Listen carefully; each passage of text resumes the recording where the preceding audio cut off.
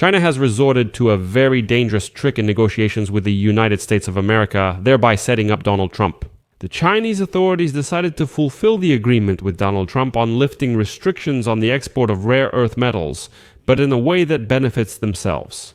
Beijing has created a system that, on one hand, will allow the resumption of rare earth metal supplies to the United States, but on the other hand, is designed to prevent these metals from reaching weapons manufacturers. And this puts the operations of a number of American civilian companies at risk, since they may partially work for the country's defense industry.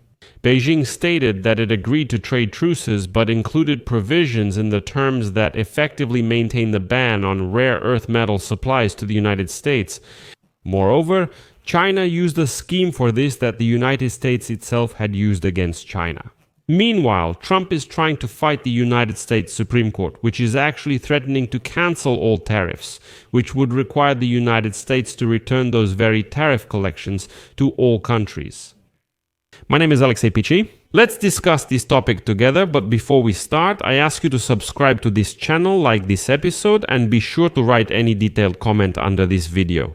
Also, subscribe to my Telegram channel Pichi News, the link is in the description of this video. There we publish breaking news as it comes in.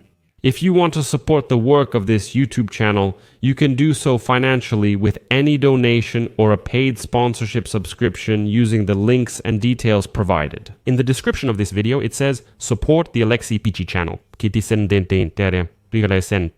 Pick any format you prefer. I appreciate any support you give. After Donald Trump and Xi Jinping met in South Korea in late October, it was announced the United States and China agreed to a one-year trade truce. China agreed not to limit rare earth metal exports to the United States and to fight fentanyl trafficking into the United States. In exchange for this, Trump reduced tariffs against China. Everything looked fine until the details of that very deal emerged. Formally, Xi Jinping fulfilled the agreement with Donald Trump to lift restrictions on the export of rare earth metals, but he did it in a way that was beneficial for himself. Beijing is creating a system that will allow the resumption of rare earth metal supplies to the United States, but it must prevent these metals from reaching weapons manufacturers. The export control rule being developed will require suppliers to identify and verify end users, which will allow the authorities to prevent the sale of critical materials to representatives of the American military-industrial complex. Let me remind you that for Europe, China planned to introduce even stricter rules.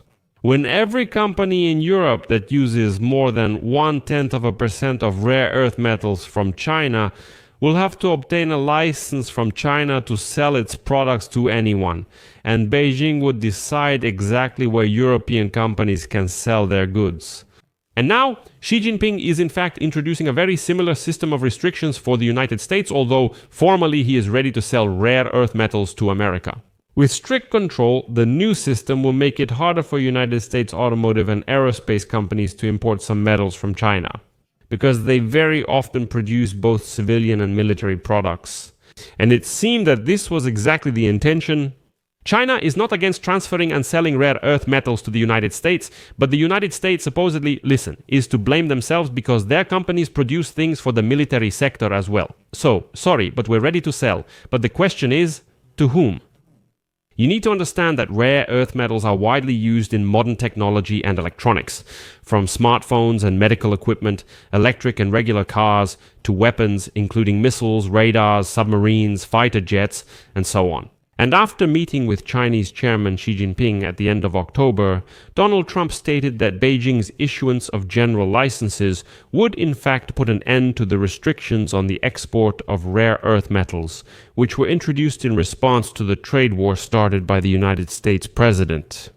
However, the Chinese authorities seem to want to keep some of these restrictions despite Xi Jinping's promises to Trump. But here's a surprise: Trump's weapon backfired on him.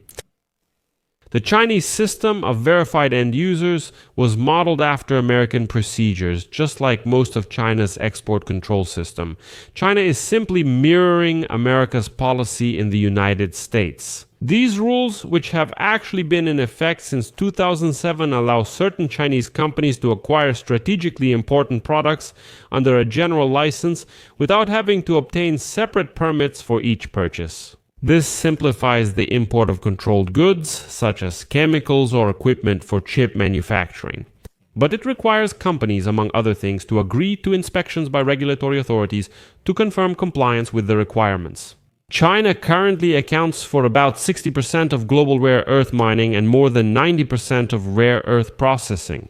And then, in December 2024, just a day after the Joe Biden administration announced new restrictions on the export of computer chips to China, that very thing happened. Beijing restarted gallium exports to Germany and antimony exports to the United States. In April, when Trump imposed import tariffs against China and raised them up to 145%, Beijing demanded export licenses for 7 rare earth elements and related magnets used in the production of automobiles, weapons, and electronics. And after that, American car companies even had to suspend production. Supplies resumed after Trump cut production. But at the beginning of October, in response to Washington's new restrictions on semiconductor exports, Beijing introduced a global licensing regime for almost all rare earth elements, as well as for the technologies used to produce them. Trump threatened 100% tariffs, but 2 days before they were set to take effect, at a meeting with Xi Jinping, he agreed to lift the October restrictions for exactly 1 year. Chinese and United States negotiators aim to shift from a trade truce to a broader deal, but China appears uninterested. And it's telling that on October 30, when Trump and Xi Jinping met in South Korea, Trump called the meeting amazing. Here's a quote. On a scale from 0 to 10, where 10 is the best result, the meeting deserves a 12, end of quote. Back then too, experts assured that the partial reduction of American tariffs would not significantly affect Chinese exporters who are well prepared for the trade war.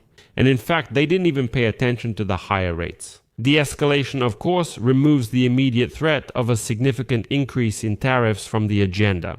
However, the main contradictions between the United States and China remain unresolved, so tensions could easily flare up again. And even if the current truce holds, both sides will continue to separate economically. And now Beijing is coming up with tricks regarding licenses. Meanwhile, Donald Trump is fighting with the Supreme Court of the United States, which could overturn Trump's tariffs, calling them illegal. And today Trump warned that the possible repeal of the import tariffs he imposed could lead to the biggest financial blow to America. Next is a quote from Trump. If the Supreme Court rules these tariffs illegal, the United States will be forced to return more than $2 trillion received from tariffs and investments. That alone would be a national security disaster.